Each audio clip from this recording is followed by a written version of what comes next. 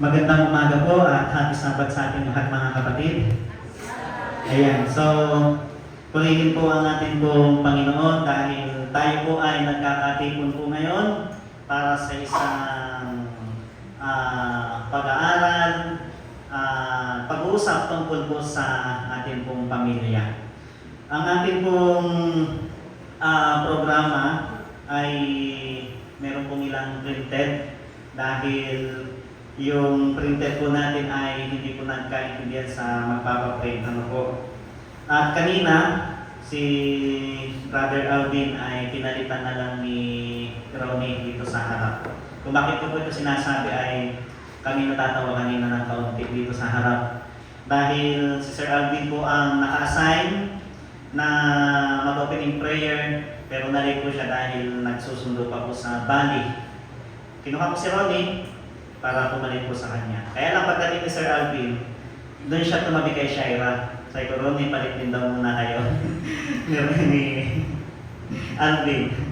So, kami po ay medyo natatawa po dito sa harapan kanina. Ano po? At salamat po sa ating pong tagapanguna, sa ating pong family leader. Siya po ay taga Visayas po ba? Mindanao?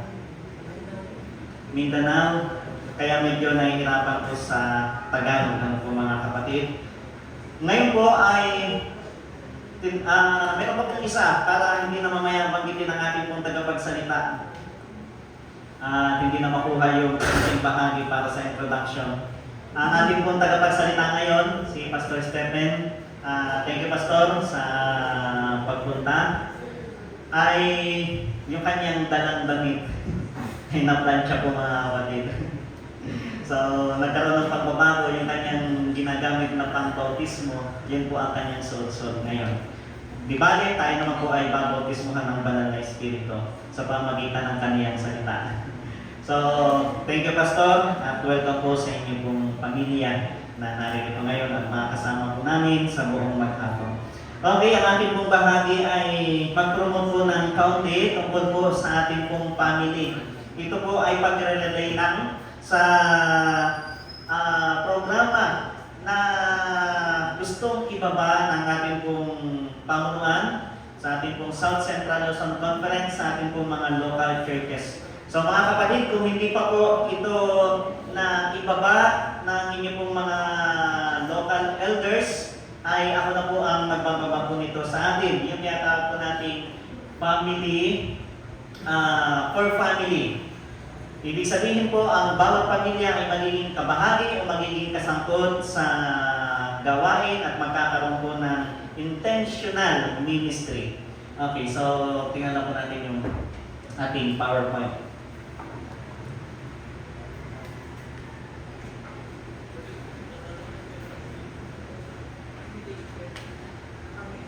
Opo, kami. Noong nakaraan po ay nagkaroon po ng patawag sa mga personal ministry, sa mga elders at kaya rin po sa mga IEL director doon sa South Central Luzon Conference. So doon sa bagong covered court po doon sa likod ay doon po pumunta ang mga elders at nagulat po sila na napakarami po ang tumugon. Ngayon po, isa po ito sa na-discuss, itong family to family, na bawat pamilya po ay magkaroon ng mission o yung ating buhay ay missional living. Kanina po ay napasilip ako ng kaunti sa aming messenger at sa isang group ng mga kasamahan kong pastor o theology students ay nag-set ng video. Alam niyo po mga kapatid, yung video na yung nakalagay doon kung papaano o kung bakit may mga tao na mahaba ang buhay. Isa po sa layunin o sa dahilan na nakita doon sa diniscuss ni Doc Willie Ong. Doktor po siya pero meron po siyang diniscuss tungkol sa pangpahaba ng buhay. Bagay, hindi niya naman po yun. Ngayon po mga kapatid, isa po sa binanggit doon ay kung bakit may yung mga tao na sinorvey kung bakit mahaba ang kanilang buhay. Ang unang layunin daw po ay dahil merong purpose ang kanilang buhay. So dahil may layunin po ang kanilang buhay ay humahaba yung kanilang buhay. So nag-iingat sila sa kalusugan. Marami silang ginagawa para magkaroon ng mahabang buhay. At ang pangalawa po mga kapatid, kasi hanggang dalawa lang po, hindi ko tinapos at baka mali dito sa pagpunta dito. Hanggang dalawa lang, hindi ko natapos yung 6 na sign para umabang buhay. Ang pangalawa po ay nag-create po yung mga tao ngayon ng mga kaibigan na laging positive. Yan. So, ibig sabihin, pag ang environment pala natin at ang mga kasama natin ay nagpapasaya sa atin at laging positive, hahaba daw po ang ating buhay. Pero isa sa purpose at isa sa binanggit nga po doon ay yung mission. May layunin, may purpose ang ating pong buhay. So mga kapatid, ano ba ang magandang gawin ng ating pong pamilya? So ang sabi ko dito ay maging missional. May mission tayo, nabubuhay tayo para paglingkuran ang ating Panginoong Diyos. Ngayon, pag sinabi po natin care group, yan po yung grupo ng mga tao o grupo ng mga tao na binuo sa iglesia. Pwede rin po yung family. Ano po? So, ang bawat pamilya ay pwede po yung maging care group. So, kung tayo isang pamilya, yun na po yung care group. Pag sinabi naman po natin care group, yung may letter D na, ito po yung ating pong inaalagaan. Ano po? Inaalagaan na pwedeng maliit na grupo, o kaya naman ay medyo marami-raming grupo, pero ang tawag nga po doon sa grupo na yun ay care. So, may care group at may care group. Ano po? Yan po ang pagkakaiba niyan.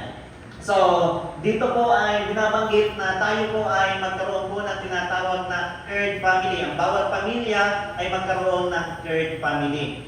Iba po ito mga kapatid sa layunin o sa ginagawa po nating evangelism, yung mga crusades. Iba po yan. Ano po? Pag sinabi po natin care group at cared family, ito po ay lifestyle, ito po ay lifestyle ng iglesia at pangmahabaan. Ano po? Hindi ito yung lalagyan ng sa ganitong panahon, after 3 months o sa quarter na ito may harvest. Hindi po yan mga kapatid ganon. Yan po ay mahaba. Papaliwanag po natin mamaya kung papaano po natin sasagawa yung family care group. Ano po? Ngayon, ang sabi po sa Matthew chapter 4 verse 19, at sinabi niya sa kanila, medyo sasay po mga kapatid ha, hindi po tama ang natalikod sa inyo.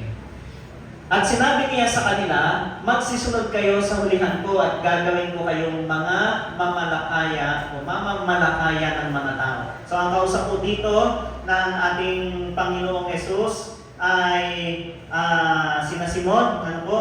Tinawag niya mula sa dagat ang magkapatid at pagkatapos ay sinabi niya magsisunod kayo sa hulihan ko at gagawin ko kayong mga mamalakaya ng mga tao. So tayo daw po mga kapatid, bagaman ang context po nito ay nasa mga alagad. Tayo po bilang alagad ng ating Panginoong Yesus ay ganoon din po. Tayo po inuutusan na tayo po ay mamalakaya ng mga tao. Kumbaga, yung ating pong ginagawang pamamaraan ng pagmimisyon ay panaugnay doon sa mamamalakaya sa pangingisda. Ngayon, nung kami po ay nagkaroon ng camp meeting nitong 2023, bago lang din naman po yan, naging guest speaker po namin si Pastor Serrano. Yan po ang aming pong guest speaker. So ang mga teachers po natin naroon. At ang representative po ng ating district, meron din po doon si Pastor Yud at si Sir Alvin at kasama din po namin si Ate Jen. Ano po na naroon. So si Pastor Wendell po ay nagsalita at bago magtapos ang camp meeting ay napag-usapan ang tungkol sa pamamalakaya ng mga tao. Ngayon tayo po bilang mamamalakaya mga kapatid, meron daw po mga tao na nanguhuli ng isda. Ayan. Ito ang kadalasan po ay pastors, missionary, mga elders. Ano po? So ayan. O yung care group ng ating pong church. Ngayon, may mga tao na kung saan, o may mga manggagawa tayo na nanguhuli ng isda, namamalakaya po sila sa malalim na Tagalog. Nanguhuli po sila ng isda. Ngayon, sabi niya, nire-relay ko lang po sa inyo, pero hindi lahat po ng presentation ay galing sa kanya. Sa panguhuli po ng isda, kasi nahuli na. Ayan, wala pa naman daw po tayong nakita na pagkahuli ng isda ay luto na. Pagdating ng pagkahuli ng isda, pinirito na, adobo na. Wala daw po mga kapatid. Pagkahuli ng isda, yan po ay dadalhin sa bahay at ipapaluto sa ibang tao. Alam naman po, ang magluluto pa rin ay yung mga naghirap na mangingisda. Ano po? Kung walang kasama, pwede rin naman. Pero sabi ni Pastor Wendell, ang magluluto po ng isda ay ang iglesia. So kung ang ating po mga elders ay nangangaral, nagba-Bible study, nagdala ng kaluluwa sa ating pong bahay-sambahan, ang iglesia ang magluluto. Ang iglesia ang mag-nurture. Ang iglesia po, ang iglesia po ang mag-ano po sa kanila. Kahit na sabihin natin na ang pagkahikayat po nito ay sabihin natin nakahanap siya ng katotohanan. Talagang naintindihan niya ang Sabat. Kailangan pa rin pong lutuin, mga kapatid. Hindi pwedeng nakahuli ng isda ay adobo na talaga. Meron pong, kaya hindi talaga natin ginagamit yung salitang hilaw pa. Ako po ay 9 years old na binyagan. Hindi ako nakarinig na ang bata-bata pa yan, hilaw pa yan, hindi pa yan pwede. Baka naman ako yung nasa Adventist family, iba pa rin mga kapatid, 9 years old. Ano po, na na-notice mo. Kaya lahat po na nahuhuli, hilaw pa talaga yan.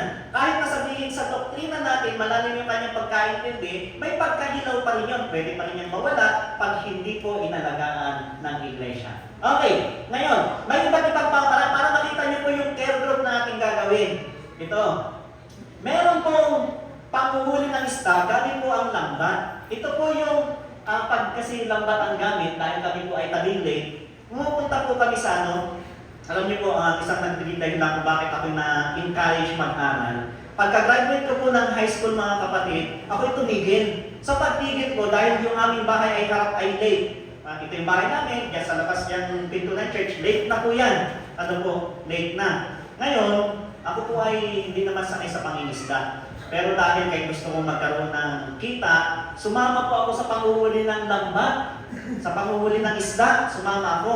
Sa pagsama ko, first time kong sumama, mga kapatid, kasi ang father ko, namamana po yan ng isda, hindi ako natuto.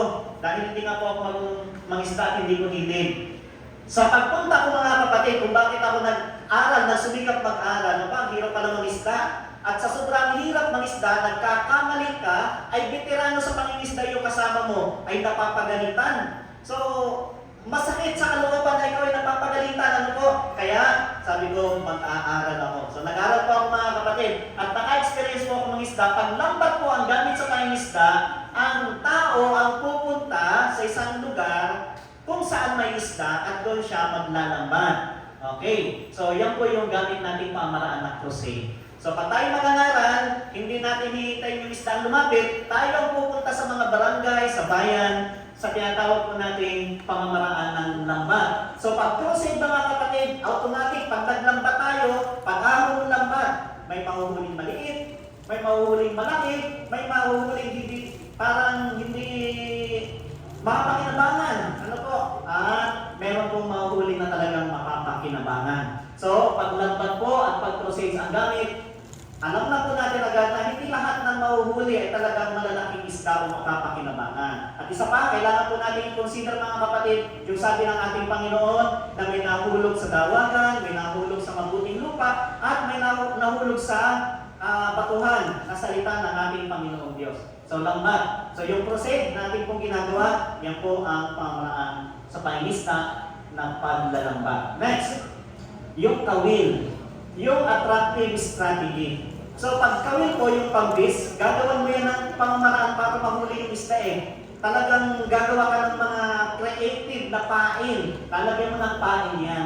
So, sa mga crusade po, mga kapatid, ito ay minsan ay nangyayari sa mga crusade at ibang strategy. Ano po natin? Na tayo ay namimigay ng maraming mga bagay.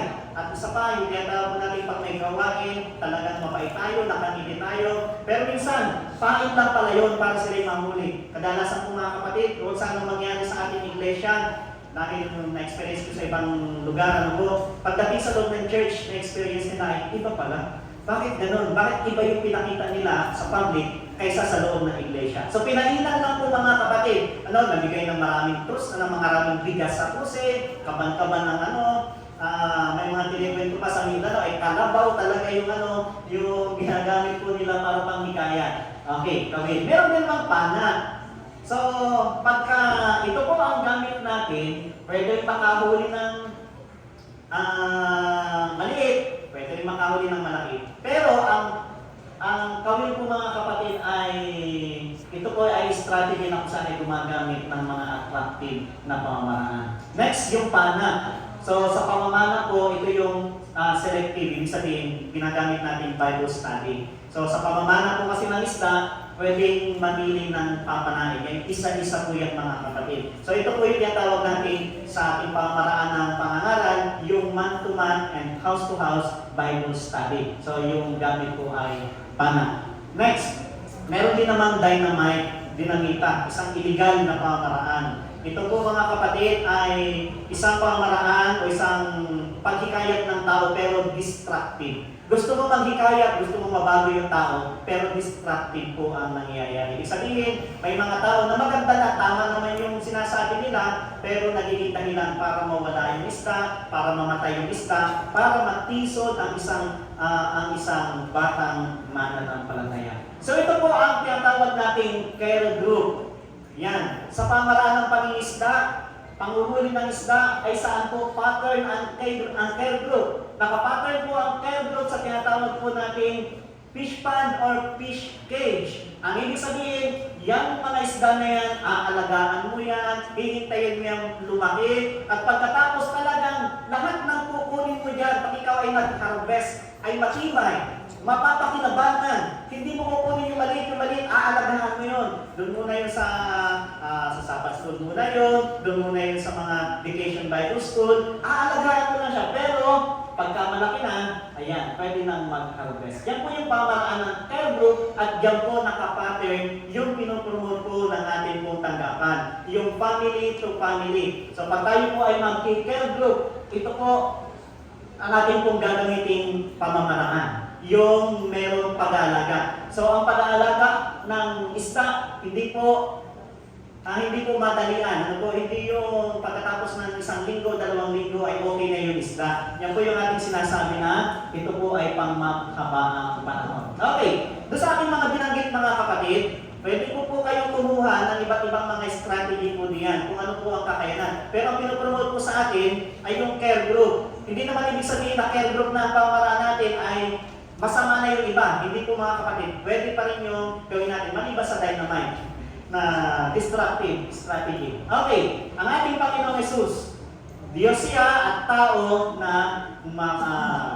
nag-aalaga. Ang sabi po dito sa Ministry of Healing, ang paraan ni Kristo lamang ang magbibigay ng tunay na tagumpay. Tinagalog lang po yan. Sa pag-abot sa mga tao. Ano po yun? Ang tagapagligtas ay makisalamuha sa mga tao. Yan po yung strategy ng ating Panginoong Jesus.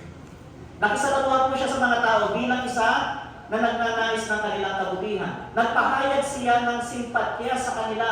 Pinaglingkuran ang kanilang mga pangangailangan at nakamit ang kanilang tiwala. Pagkatapos ay inanyayahan niya sila na sumunod kayo sa akin. So ito po ay yung tinatawag po natin intentional care group. Yung hindi lang tayo basta nag-aalaga ng isda mga kapatid. May intention talaga tayo. Iniingatan natin yun, inialagaan natin yun. Pero ang purpose po niyan talaga ay pasunurin sa ating Panginoong Jesus. Ayan, hindi ko yung namamana sa dilim na kung kailan lang mga kapatid. Merong purpose.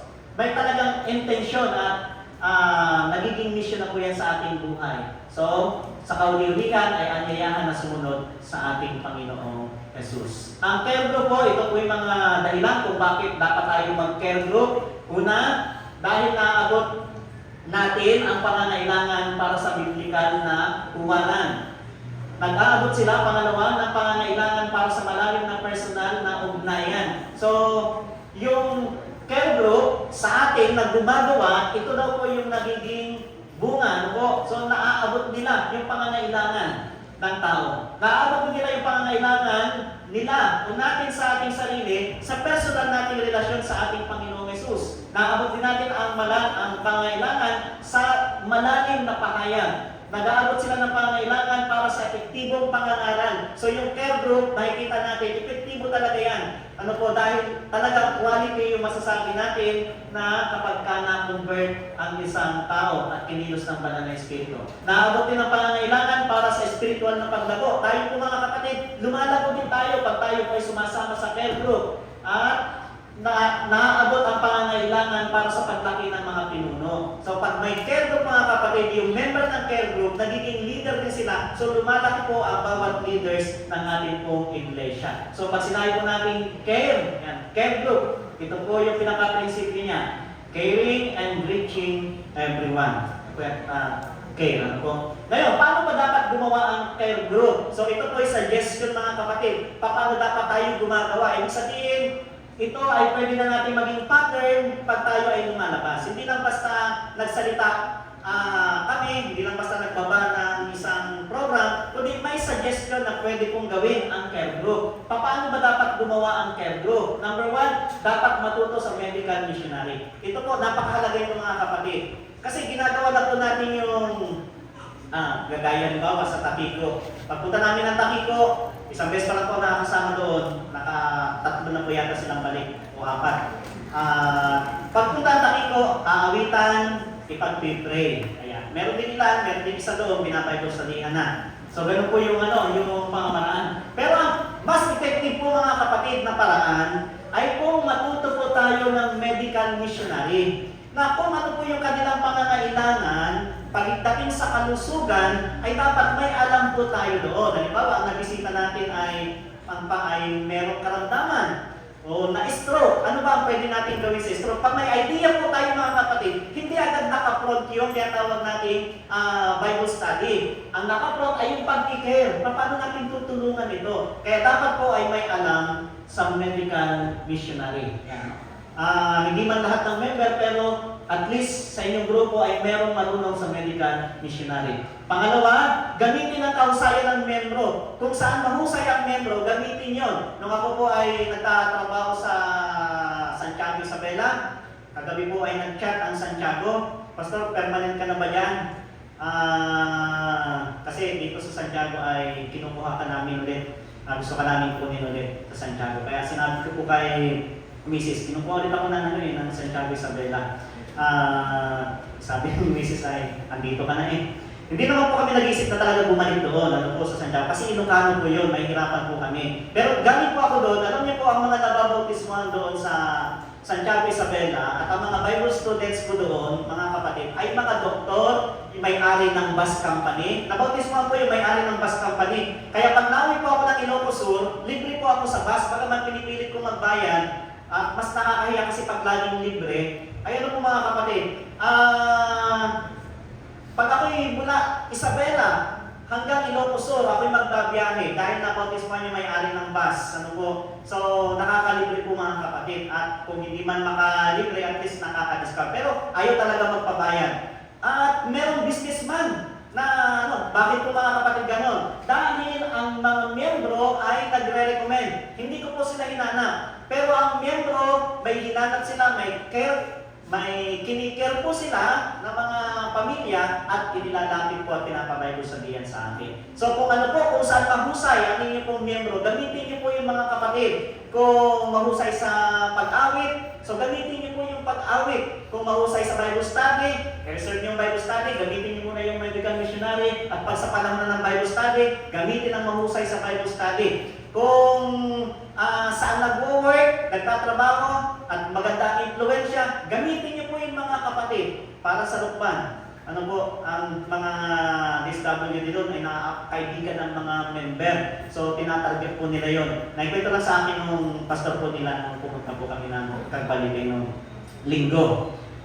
Ayan, matuto sa biblical na paraan patungkol sa pamilya. Ito po yung family counseling. Mga kapatid, ang care group po, hindi agad pinopromote yung Bible study. Ang care group po ay pagkikare. Kumbaga, bago mo bigyan ng 666, 555 muna. Yan ang prinsipyo po ng care group. So matuto sa biblical na pamaraan. Kasi pag ito po ang ginamit natin, lahat maaabot natin. Halimbawa, nag-crusade. Nag-invite. Yung mga mayayaman, hindi naman hindi mo umattend yan eh. Ang kalimitan ay yung mga kaya ma-invite kasi approachable yung mga nasa kalagitnaan na level hanggang sa mababang level. Approachable sila. Acceptable, nag-accept po sila agad. Pero yung mga mayayaman, hindi natin yung maka-attend basta-basta ng crusade. Malibang may ma-influensya na mag-invite po sa kanila. Pero, pag marunong tayo sa medical missionary, maraming mayaman na may sakit. Pag matuto tayo sa kausayan ng miyembro, ayan. So, kasama na po dito yung kahusayan sa pagdadala ng aklat.